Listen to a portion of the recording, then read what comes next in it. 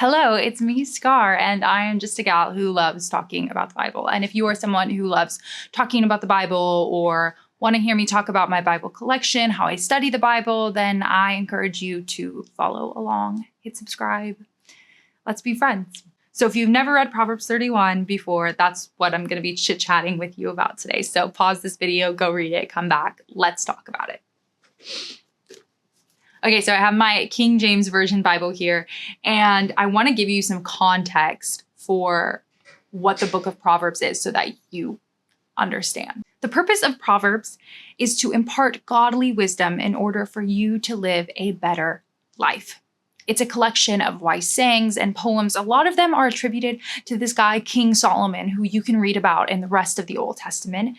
But there's also different figures in Israel's history, as well as an oracle from a mom to her son, which is chapter 31. It's really important for you to understand when you're reading Proverbs that these are not commands. These are not laws today, nor were they ever laws. But it is extremely clear that these proverbs are giving you wisdom. They're instilling healthy ways for the reader to navigate the ancient world. So some of these are not going to be applicable in 2024, but some of them are going to completely transcend time and culture and language, just like a lot of proverbs from other cultures do. Proverbs offers advice on wisdom, on success, on career, on relationships, on conversation, and they're organized in a way so that the reader can go back and memorize them. It's kind of the only book within the Bible that is set up to be like an easily memorizable guidebook.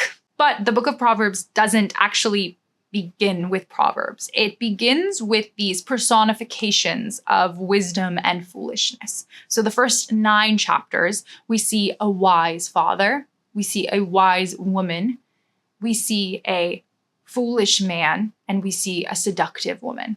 But at the end of those 9 chapters, before we start getting into these easy to memorize nuggets of wise sayings, we're posed with this analogy of the wise woman throwing a dinner party.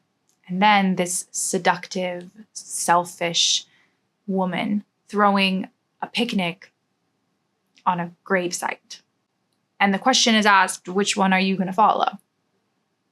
And then begins the book of Proverbs with all of these wise sayings. And now today we're talking about how this book wraps up with the most intricate, interesting bow, which is chapter 31.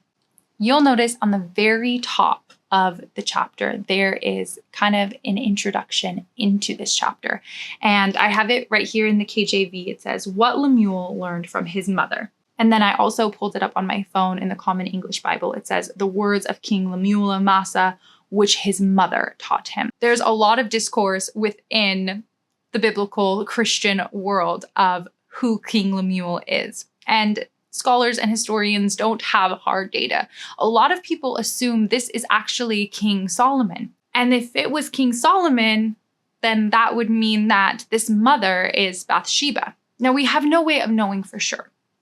But if hypothetically it was, we can think of King Solomon. We know a lot of his story because of the Old Testament. He had 700 wives, and his dad before him, King David, wasn't so great with women either. And so this woman, Bathsheba, if she's writing to King Solomon, that is the context of what she's writing this in. That is her view of her son. That is the history of this wisdom and how she has gained it. Now, again, this is hypothetical. We don't know for sure. But what we do know for sure is that King Lemuel was a king. So think of the most high-profile leader you know and think about their mom. And I've heard a lot of people misunderstand this chapter as this was written to women on how to be a good wife, how to be a competent wife. This is the checklist of ways that they are to be valuable. But actually, that's not the intention of this at all. And I do believe that these are wonderful attributes that are written throughout this chapter, but we need to take a closer look at it. Throughout the chapter, you'll see this competent wife, this godly wife.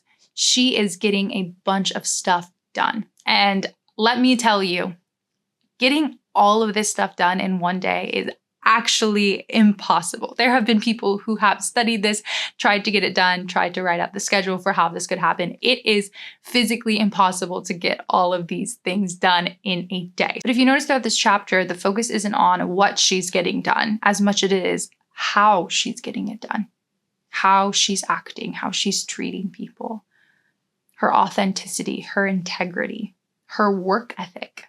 This chapter was never meant to be a checklist for women. This was never supposed to be something that was held over women's heads for how to be the best wife that you can be. This was a mom pleading with her son to show him the things of life that were valuable, that were actually going to lead to a righteous life, the things that were going to serve him in the long run, not the things that were going to give him a quick fix for pleasure. And that is what the entire book of Proverbs is filled with. And so this is the most beautiful bow to wrap it up with. This is the grandest finale we could ask for.